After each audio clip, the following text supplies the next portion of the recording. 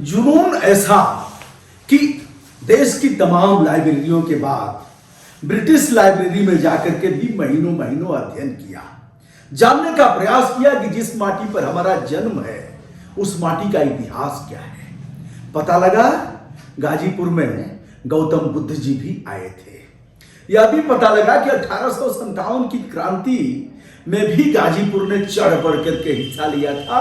और यह भी पता लगा कि गाजीपुर, बिहार का भी कुछ हिस्सा गाजीपुर में था, आजमगढ़ का था, और बलिया तो समूचा बलिया गाजीपुर में था। 100 साल पहले बलिया अलग हुआ और बलिया गाजीपुर की तहसील थी। यानी अगर 1857 की क्रांति में मंगल पांडे का नाम लिया जाए तो मंगल पांडे गाजीपुर के ही थे। हम हैं साहित्यकार लेखक उबैदुर रहमान साहब के साथ, जो जिनके खानदानी लगभग 14-15 पीढ़ियों के लोग अधिवक्ता रहे हैं और स्वयं आप IAS परीक्षा में बैठे, इंटरव्यू तक गए हैं, क्वालिफाई किए। शुभकामना, नमस्कार। गौतम बुद्ध जी आए थे, कई एक किताबें हैं, लाइब्रेरी भी हमारे बगल में है जिसे हम देख रहे हैं। कितनी किताबें अब तक लिखा है आपने? मेरी 15 किताबें प्रकाशित हैं जी। और एक किताब गाजीपुर की हिस्ट्री जो है जी, वो अंग्रेजी में जी, अंतिम पड़ाव पे है जी। वो गाजीपुर पे मैंने अंग्रेजी में गाजीपुर की हिस्ट्री लिखी है जी। ताकि जो स्कॉलर्स हैं जी, हिंदुस्तान के और हिंदुस्तान के बाहर के लोग जी, वो लोग हमारे ज़िले की तारीख जो है, जो इसका इतिहास है, एंशिएंट हिस्ट्री से लेकर के 42 तक जी, मैंने लिखने का एक छोटा सा प्रयास किया है जी, ताकि यहाँ की तारीख जो है लोग भी पढ़ सके। गाजीपुर में कुल 17 परगने थे। ये परगने क्या होते थे? 17 अभी भी परगना लिखा जाता है, परगना फला साकिन फला, और यह ये सब परगना जो है सबसे पहले बार जी, बादशाह अकबर के दौर में जी, ये वजूद में आया है। इसका आरंभ होता है जैसे कहा जाए जी, जब गाजीपुर जो था वो सरकार गाजीपुर के नाम से जाना जाता जी। था। आज डिस्ट्रिक्ट जी। है तो सरकार जो थी वो एज ए डिस्ट्रिक्ट के तौर पर पहली बार मान्यता 1581 में इस जिले को मिली। अच्छा। हाँ, और ये जो प्रयाग है उस समय इलाहाबाद था, जी। वो उस वक्त इस प्रांत की राजधानी थी। इसके तहत ये गाजीपुर था। अब गाजीपुर जब सरकार गाजीपुर यानी डिस्ट्रिक्ट गाजीपुर, तो इसको 17 परगनों में बांटा है जी, ताकि इसकी जो एडमिनिस्ट्रेशन जो इसका है वो सही तरीके से हम चला सके। जी, परगना जो है वो एक यूनिट है जी, एडमिनिस्ट्रेशन की, जिसके अंदर बहुत से डिपार्टमेंट्स आते हैं ताकि वहां से मालगुजारी इकट्ठा की जा सके उस इलाके की। जी, जो परगने के अंतर्गत जो कस्बे या गांव आते हैं वहां से सुचारू ठीक तरीके से वहां से मालगुजारी इकट्ठा कर करके, या कोई व्यवधान वहां पड़ रहा है तो उसके वहीं से तुरंत जो है उसकी देखभाल करके उसके जो समाधान है उसको वहां कर दिया जाए। इस तरह से वो गाजीपुर जो शहर है जो है वहां पे बर्डन जो भार पड़ता या न्याय तुरंत देर होती यहाँ पे, तो वो न्याय वहीं पे मिल जाता था। तो उसके मुखिया को क्या बोलते थे उस समय? उस जमाने में जैसे आईन अकबरी आप पढ़े गाजीपुर के बारे में देखेंगे तो उस समय के जमींदार कहलाते थे ये। अच्छा। 17 परगनों में 17। तो क्या स्थानीय स्तर पर ही अंग्रेज उनको यह जिम्मेदारी देते थे? जैसे एक सैदपुर क्षेत्र में एक गांव में मैं गया था, तो वहाँ पंडित जी जज की भूमिका में थे और कई लोगों को फांसी दिया, पीपल का पेड़ अभी भी है, ऐसा बताया तो ऐसा ना मुगल दौर में जी गाजीपुर के अंदर काजी हुआ करते थे। अच्छा। जो आज जज कहलाते हैं। अच्छा। उस वक्त वो पोस्ट जो थी वो काजी के हैसियत से वो होती थी, और जितने परगने थे उसका वो हेड ऑफिस जो होता था जी, जैसे शादियाबाद जी, बहरियाबाद जी, भितरी जी, सैदपुर, जमानिया, मोहम्मदाबाद, बलिया, इस तरह से वहां पे एक काजी अपॉइंट किया जाता था जी। और जो शहर का जो था, शहर का जो क्षेत्र था, यहाँ पे जो मेन एडमिनिस्ट्रेशन जो ऑफिस था वो काजी उल कज़्ज़ात कहलाता था, ना कि चीफ जज कहलाता था। डिस्ट्रिक्ट जज जी, ये एज ए काजी कहलाते थे। लेकिन ब्रिटिश पीरियड में इस पोस्ट को एबॉलिश कर करके इसको डिप्यूटी कलेक्टर में बदल दिया गया। जी, इस तरह से काजी जो लोग होते थे वो अब डिप्टी कलेक्टर के नाम से वो जाने जाते थे, वो पावर्स उनको इस तरह से मिला। और फिर लॉर्ड कॉर्नवालिस की वजह से गाजीपुर के अंदर डिस्ट्रिक्ट कोर्ट्स बनी। दोस्तों, लॉर्ड कॉर्नवालिस का मकबरा है गाजीपुर में, गाजीपुर इसलिए भी जाना जाता है, और लॉर्ड कॉर्नवालिस की अंतिम सांस उन्होंने यही लिया था, इस पर भी हम बात करेंगे। अब हम चलते हैं गौतम बुद्ध जी पर। अभी तक सारनाथ, लुम्बिनी और इन स्थानों से जोड़ करके, कुशीनगर और ऐसे जोड़ करके भगवान बुद्ध को इधर देखा जाता है, लेकिन गाजीपुर भी भगवान बुद्ध से जुड़ा हुआ है और उन्होंने गाजीपुर में भी उपदेश दिया है। यह कहाँ से आपने खोजा, इसके स्रोत क्या है, और कितने दिन तक गाजीपुर में रहे, कहाँ रहे और किसको उपदेश दिया? ये बड़ा इंटरेस्टिंग टॉपिक है जो कि हमारा जनपद जो है, जैसे मैं इसको सौभाग्यशाली मैं इस स्थल को मानता हूँ कि हमारे जनपद में भी बुद्ध के चरण पड़े जी। जब सारनाथ के बाद वो चलते हैं जी, उपदेश देने के बाद जी, तो गाजीपुर में 7 दिन रुकते हैं। अच्छा, ये इलाका औड़िहार के पास का है, मसोलडी जी। मसोलडी में वो वहां पे 7 दिन रुकते हैं और वहां का जो ब्राह्मण समाज था वहां पे जाकर के उनको उपदेश वहां पे देते हैं जी। उस वक्त का जो तत्कालीन जो समाज था जी, वो जैसे चेरू थे, भर थे, आपके राजभर थे जी, सोयरी थे, इस तरह की जो जनजातियां थी वही मुख्य उस समय की आबादी थी जी। और फिर जो ब्राह्मण समाज था, वहाँ के पुरोहित वगैरह थे, वो उनको इसलिए दिया कि उनका समाज में बड़ी अच्छी पकड़ थी जी, उनकी बड़ी इज्जत थी, लोग उनकी बातों को लोग बहुत जल्दी मान लेते थे।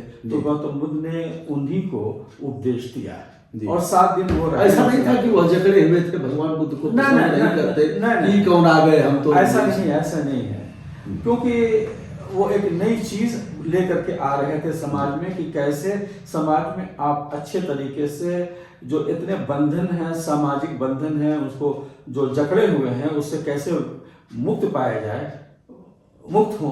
क्योंकि जगह जगह थोड़े सामाजिक इतने 30 त्योहार के अंदर उस समय के समाज जो है झगड़ा हुआ था, तो उन्होंने एक सीधा सा एक रास्ता बताया जी। उनके मानने वाले देखिए बहुत 2 लोग थे जी। एक हीन हयान तबका था इनका, और फिर उसके बाद जो है आगे चल करके महायान हुआ जी। तो हीन यान जो है जी, जो संप्रदाय वो उसको कहते हैं कि छोटी नाव, यानी कि ईश्वर एक जी।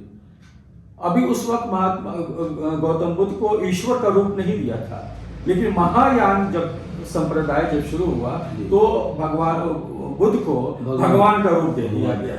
तो गाजीपुर के अंदर जो है वो हीन यान जो कि ईश्वर एक है, ये कल्पना लेकर के जब बुद्ध जो उस इलाके में आए थे सैदपुर में, तो उसका बहुत बड़ा तबका, बहुत बड़ा जैसे समाज का एक बहुत बड़ा वर्ग, वो हीनयान वाला जो था वो हमारे पश्चिमी क्षेत्र में जैसे औड़ियाल, सैदपुर, भितरी, आपके शादियाबाद, आपके बहरियाबाद, मखदूमपुर का जो इलाका जो है ये यहाँ पे था।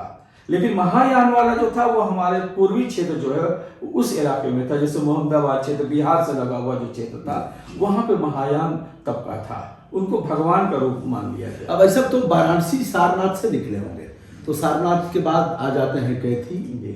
कैथी यानी जो गंगा और गोमती का संगम है, तो एक वो अभिधर्म स्थल के रूप में जाना जाता है। तो उससे आकर के सीधे फिर गाजीपुर में प्रवेश कर गए, और प्रवेश करने के बाद जैसे किन स्रोतों के आधार पर आपने इसे सिद्ध किया कि भगवान बुद्ध का यहाँ आना हुआ था, क्या स्रोत? ये जो हमको इंफॉर्मेशन मिलती है ये हेवन सॉन्ग जो चीनी यात्री है वो 8वीं शताब्दी में वो चीन से चलता है, और ये हर्षवर्धन का युग है, शासनकाल है। उस जमाने में ये गाजीपुर आता है, सारनाथ जाते हैं, सारनाथ के बाद गाजीपुर वो हेवन सॉन्ग आता है। तो अपनी यात्रा विवरण जो उसका है, ट्रेवलॉग जो उसका है, उसके अंदर ये सब चीजें उसने लिखी है कि सारनाथ के बाद वो गाजीपुर में आए।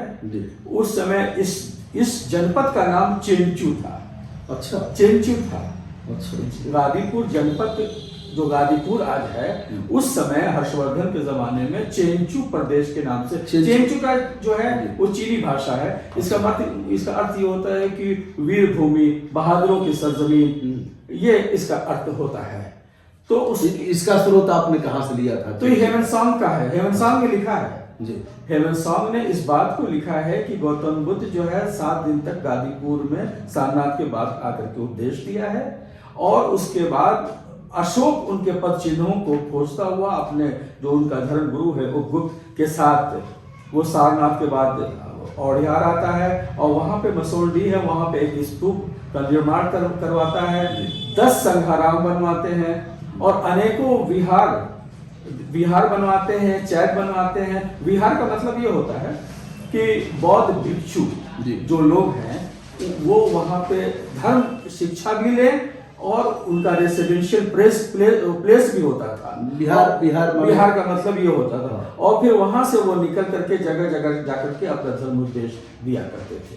बिहार से अभिप्राय क्या, वहां रह करके आनंद लें, और आनंद का अभिप्राय यह है कि उपदेश लें, ग्रहण करें और फिर बिहार करें। जी, बिहार का मतलब फैलाएं भी। और जी ये अच्छा, तो ये सब बातें जो है वो हेमन सॉन्ग ने अपनी यात्रा में लिखा है जी। और इसका सबसे पहला जो अनुवाद किया है वो मॉन्जियर ने किया है, एस मॉन्जियर जूलियंस ने किया है। ये फ्रांसीसी एक लेडी है, विद्वान है, स्कॉलर है, उसने पहली बार इस यात्रा वृत्तांत का अनुवाद किया है। लेकिन यात्रा वृत्तांत में उसने एक बात बहुत इंपॉर्टेंट ये लिखी है कि बहुत से ऐसे शब्द हैं जो कि युग के चलते स्याही उसकी बहुत मध्यम हो गई थी, जिसको हम पढ़ नहीं पाए हैं। तो उसने क्या किया कि जहां जहां वो उसने नहीं पढ़ा है उसने ब्रैकेट में क्वेश्चन मार्क और डैश डैश डैश डैश दे दिया है, ताकि ये सब जो है हम पढ़ नहीं पाए। हाँ, फिर अंदाजा लगाया जा सके कि पहले का और बाद का क्या है, तो बीच में यह चीजें हो सकती है। यह भगवान बुद्ध और बिहार से निकले, फिर सीधे बिहार गए होंगे। हाँ, ये मोहम्मदाबाद होते हुए बक्सर गए हैं। अच्छा, फिर वो क्या फिर कहीं रास्ते में कोई पड़ाव होने के संकेत मिलते हैं, कहीं फिर उपदेश दिया? हाँ, फिर वो आगे लिखते हैं कि एक चेंचू प्रदेश से निकल करके एक ऐसे स्थान पर हम पहुंचते हैं जो अवैध कर्ण के नाम से है। अवैध कर्ण यानी आधा कान छदा हुआ, वो स्थल जहाँ पे लोग जो है वहां पे वो आधे कान छिदे हुए वो स्थल अवैध कर्ण के नाम से उसको लिखा है उसने। इस स्थल से अभिप्राय क्या है कुछ? तो ओल्डहम ने अपनी किताब जो उसकी 2 वॉल्यूम में गंगानाथ साहब गाजीपुर है, तो उसमें जो पहली वॉल्यूम है उसमें उसने गौसपुर को लिखा है। अच्छा, गौसपुर यानी कि गंगा के किनारे का गाँव जो गाजीपुर और मोहम्मदाबाद बीच में पड़ता है, तो वो कठौत है, फिर गौसपुर है, तो वहां पे उसके कदम पड़ते हैं। ये बात जो है ये ओल्डहम ने लिखा है जी। लेकिन बहुत से विद्वानों ने उस स्थल को ना मान करके बल्कि इसको कहा है कि ये बलिया में आता है। अच्छा, ये लेकिन रास्ता तो वही है, गंगा किनारे से जाना हुआ जी। अब हम चलते हैं लॉर्ड कॉर्नवालिस पर। कहाँ मौत इनकी हुई और कैसे? यहीं आकर के सिकंदर को तो मच्छर काट के मार डाले, ऐसा बताते हैं लोग। मेरा बहुत गहन अध्ययन नहीं है।